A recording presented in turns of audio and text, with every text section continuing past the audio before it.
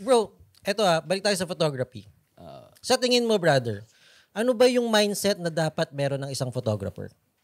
I think, yun nga, sa tingin ko, yun nga parang yung minention ko kanina, yung honesty, no? Yung ganun. Tapos dun mo lang masasabing authentic yung gawa.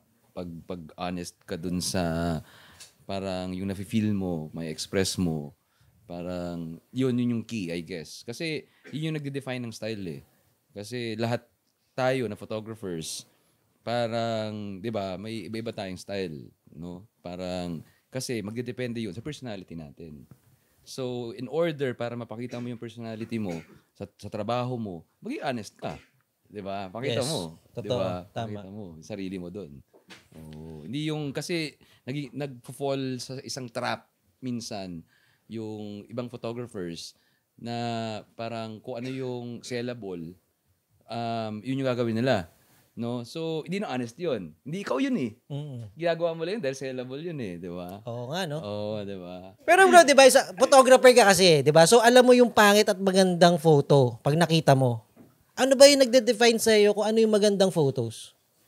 Parang may sort of, I don't know, parang unspoken rule sa visual arts, no? Na parang, para may universal language, no? Actually, na para easily ma-express mo yung sarili mo dun sa litrato, sa isang two-dimensional na medium, no?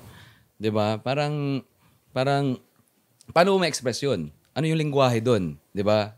I guess may ganun, yung basic yung tinuro sa ating elementary, yung lines, yung color, yung ano, alam mo 'yun, parang yun yung parang kailangan na ano na lengguwahe mo nang matutunan mo, no? Kasi minsan 'di ba, makikita mo parang bakit ang ganda ng picture na to? Bakit ang ganda ng painting na to? Ganito, bakit ano nagte-tick? Ano nag-aano?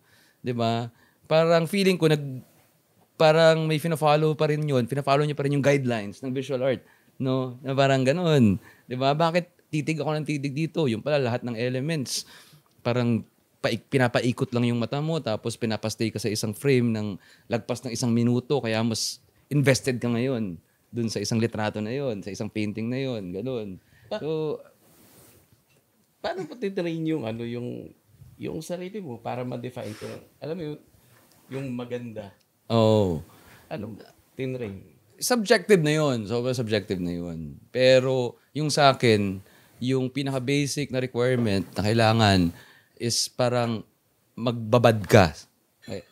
Ma-train mo yung mga tao na titingnan yung litrato mo para magbabad dun sa litrato mo. Yun yung pinaka-basic, I guess, na requirement. No? Magbabad dun. Kasi the more na mas may oras silang ininvest dun sa isang litrato, the more na parang, di ba, mas life, mas may, ano sila, di ba? Alam mo yun? Parang ganun. So parang sinasabi mo kailangan na yung litrato mo, yung tao, ma-intrigue doon or mag-invest para masabi mo na, well, para sa'yo, para masabing maganda yung litrato.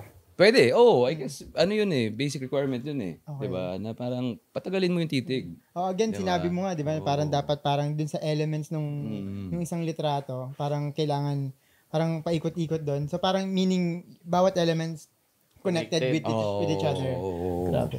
Saka ano rin, parang dun mo nalalaroin. Kasi tools yun Binigyan ka ng tools, basic, forms, lines, shapes, whatever. Binigyan ka ng tool na yun, nung ano na yun, nung lingwahe na yun. Ngayon, dun mo na ipapasok yung gusto mo sabihin. Gets? Yung every element na yun, doon. Yung mga in-betweens, yung term ko sa sarili ko doon, yung mga in-betweens yung parang sa Gestalt psychology, parang, di ba, maglagay ka ng 2 litrato, isang extreme close-up, isang wide, no? Yung in-between na yun yung ano, pinaka-importante na yung utak na nung tao na titingin, yun yung mag-fill up. Paano mo dinadissect yung kunwari isang image na tingin mo maganda? Paano mo siya dinadissect? Kunwari, like, for example, ano muna mo titignan? Compositions ba? Lines? Or yung subject na Yun, agad? para sa akin, yun, composition is king. Parang ganun. Yun yung lagi, yung sinasabi ko lahat. Parang sa mga boys, parang ganun. Composition is king, parang ganun. Kasi yun na yun Yun yung structure mo eh, yung bones mo eh, sa isang litrato eh. So, dapat, kasi yung photography for me, parang ano siya eh, parang, what do you call this? Parang communication siya eh. 'Di ba? Visual communication siya. Yes. Ibig sabihin, may gusto akong ikwento sa iyo, 'di ba? So paano mo 'yun? Paano ko ikwento kung hindi ako marunong magkwento? 'Di ba? Alam mo 'yun? Alam mo 'yun? Tama. 'Di ba? 'Di ba? 'Di ba? Oh.